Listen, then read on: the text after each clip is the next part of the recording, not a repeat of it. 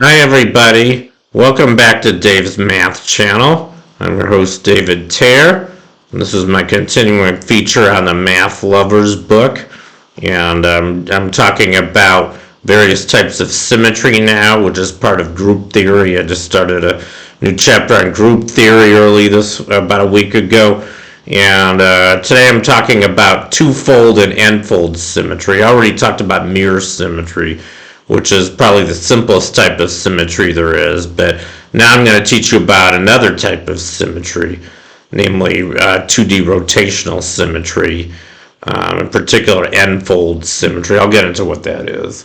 Anyway, let's begin. So let's start with twofold symmetry. This is the symmetry of the letter S. Last time I talked about mirror symmetry, and objects with mirror symmetry look the same if you reflect them about, their axis. They have like a plane, a plane of mirror symmetry. It's also called bilateral symmetry, where you just can imagine the mirror is reflecting your object. Twofold symmetry is supposed to imagine that you're rotating your object 180 degrees. So the letter S does not have mirror symmetry, for instance, but it does have twofold symmetry, because if you rotate it 180 degrees, it looks the same. There's the same features, if you like halfway around, if you rotate it. I think you get the idea. And what's interesting about the twofold symmetry group, remember I said for every symmetry, there's a group. You can think of a group as the set of actions on an object that preserves what it looks like when you apply the symmetry operations. So if you think about the letter S, what can you do the letter S? You can leave it alone. You can always leave your object alone, and it won't change. Or you can rotate 180 degrees. In the case of the letter S, it looks the same if you rotate 180 degrees. Doesn't matter if you go clockwise or counterclockwise, same end result. And you can see this is a different operation than a mirror reflection. But what I think is kind of interesting about this example is, remember I told you, I think I mentioned yesterday, that there's only one group up to isomorphism of order 2. So that means that this group has to also be isomorphic to C2. There's only one isomorphism group of order 2. That's the cyclic group of order 2 in terms of algebra. So this group has the same algebraic structure as the mirror symmetry group. I'm using a different name for the rotation. I'm calling it A here. So A you're supposed to think of as a 180 degree rotation, whereas last time I used R for reflection. So they're both elements with order 2. That means if you square them, you get back the identity. So if you looked at a Cayley table, for instance, of this group, it would look the same as a Cayley table for the mirror symmetry group. You got E and A in the first row and A and E in the second row. I just called AR for that example. So they're what are called isomorphic groups, but I think you can see that their actions on 2D figures are very different. Rotating a figure 180 degrees in general does not result in the same transformation as reflecting about a mirror, as I think you guys know. So anyway, that's why I think this is kind of an interesting example.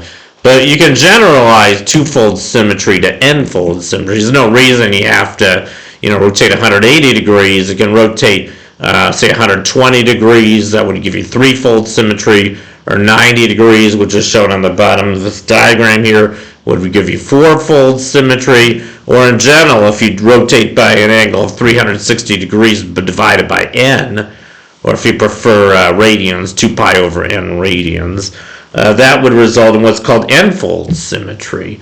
So, n-fold symmetry, if you want to think about it geometrically, it's the symmetry of a regular n-gon.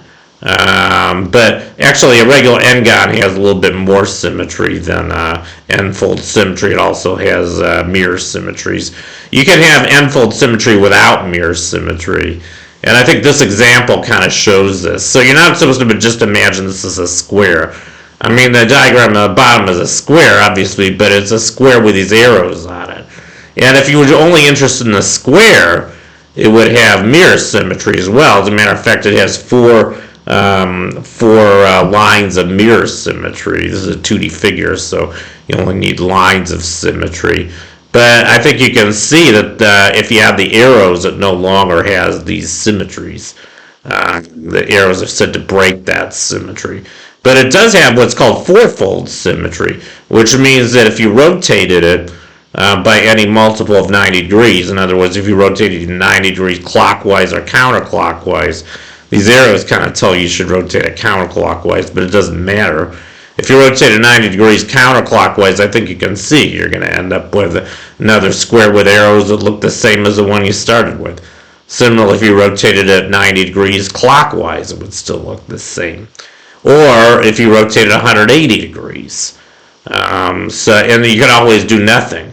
So I think you can see there's 4 elements of this group. If you want to think of a group that gives rise to this fourfold symmetry, that group is actually isomorphic to C4.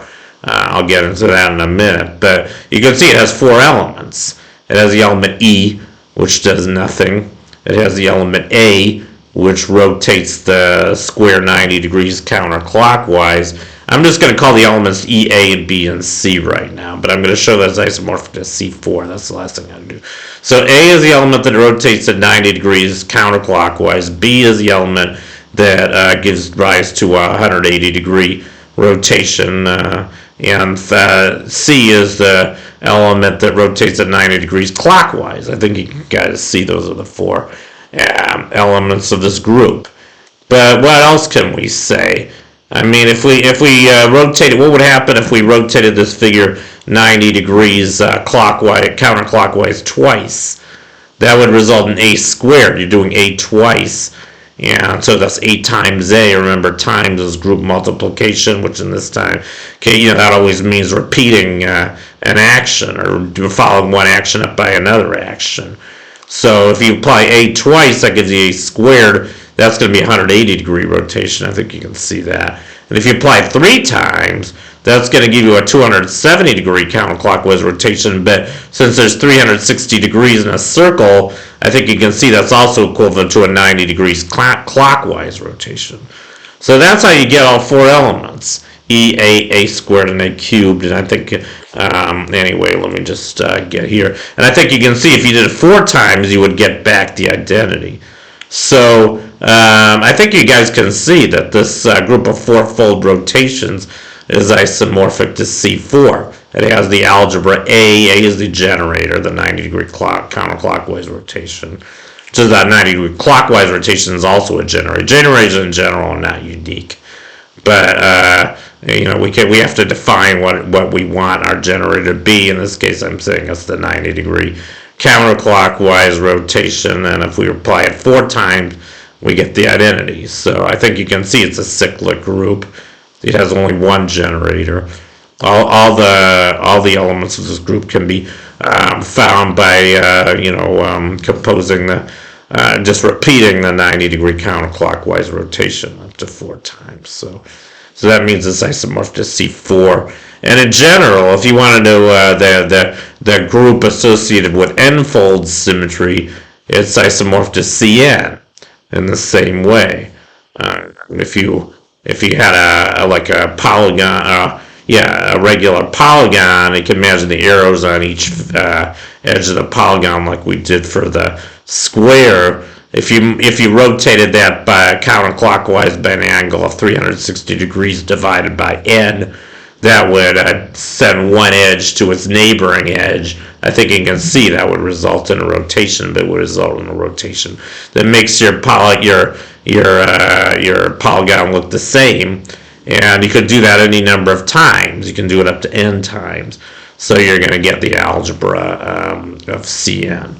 So anyway, that's n-fold rotations. That's n-fold rotational symmetry. And that completes my video for today. So thank you for watching. Long live math, and I'll see you guys next time. Bye.